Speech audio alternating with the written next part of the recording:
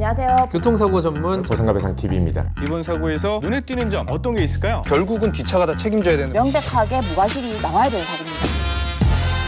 안녕하세요. 화재사고 전문 법률사무소 보상가배상의 유정 사무장입니다. 이번 영상에서는 화재보험업계에서 한때 많은 분쟁을 일으켰던 사안이었죠. 임차 공간의 화재사고로 임대인 화재보험과 중복보험 처리 후 임대인 측 보험사로부터 구상금 청구를 받았을 때 저희 보상가배상에서 어떻게 대처했는지 말씀드려 볼까 합니다. 우선 사고 내용을 간단히 먼저 말씀드리면 저희 의뢰인분은 상가를 임차해서 마트를 운영하시는 분이셨는데요. 겨울철에 저희 의뢰인분이 화기 취급 부주의로 인해서 화재가 발생하게 되었습니다. 그로 인해 임차한 건물은 물론 마트 내 시설 및 직기비품, 재고자산 등의 화재 손해를 입게 되었는데요. 다행히 저희 의뢰인은 화재보험에 가입한 상태였고 의뢰인이 임차한 상가의 임대인도 화재보험에 가입해둬서 보험 처리로 대부분의 손해를 보상받을 수 있었습니다. 그렇게 보험금을 모두 수령하고 화재 손해에 대한 복구까지 마무리되면서 사건은 마무리되는 줄 알았는데요. 그로부터 몇 달 후 임대인의 보험사로부터 구상금 청구에 대한 유선 통보가 오면서 분쟁이 시작되었습니다. 이 사건의 특징은 그동안 실무 관행에서 별탈 없이 흘러왔던 사안인데 어느 한 임대인의 보험사의 소송을 시작으로 우후죽순 양산된 분쟁 중 하나라는 거죠.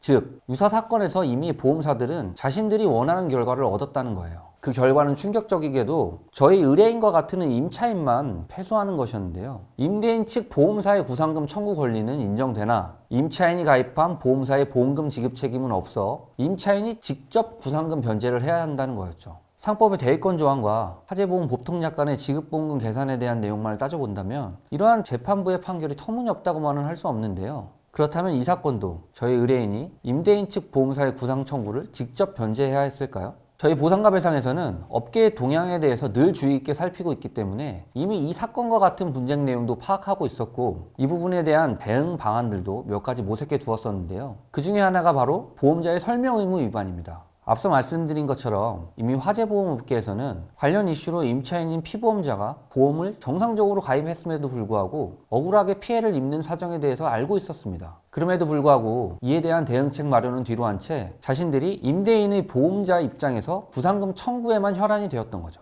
그래서 저희는 이러한 스토리라인을 살려 보험 모집인의 최초 보험 가입 권유부터 안내받은 보장 내용과 청약서 작성 과정, 최초 보험료 납입 등 보험 계약 과정에 대한 구체적인 자료를 준비해서 모두 제출했고 이를 토대로 보험자 측의 면책 사유 등 보험 계약의 중요한 내용에 대해서 구체적이고 상세한 명시, 설명 의무 위반 사실이 있으며 그로 인해 피보험자가 손해가 발생하였으므로 보험자에게 배상할 책임이 있다고 주장하였습니다. 그 결과 재판부는 저희가 제출한 자료와 주장을 받아들여 저희 의뢰인의 보험사에게 연대 책임이 있다는 판결을 내렸습니다. 보통 유사 사건의 판례들을 그대로 따르는 경우가 많은데 이를 뒤집고 저희의 주장을 인정해 준 거죠. 사실 앞으로 이 사건과 같은 분쟁은 없을 겁니다. 너무 많은 그리고 억울한 피해자를 양산했던 이슈였기 때문에 관계 당국에서 약관 개정을 추진했거든요. 그럼에도 오늘 영상으로 소개시켜드린 이유는 화재 사고, 보험 사건의 소송 같은 경우에 이를 전문으로 하는 법률사무소를 선임하셔야 보다 나은 결과를 도출할 수 있다는 것을 말씀드리고 싶었습니다. 저희 보상가배상은 화재 사고와 관련해 보험금 청구 업무를 포함하여 손해배상 청구, 방어에 대한 수백 건의 사건을 진행해 오다 보니 각각의 상황에 따라 의뢰인분을 위한 법리 구성과 자료 증빙, 손해 입증이 필요한 경우에 어떤 자료들로 어떻게 입증해야 하는지 누구보다 잘한다고 자부합니다.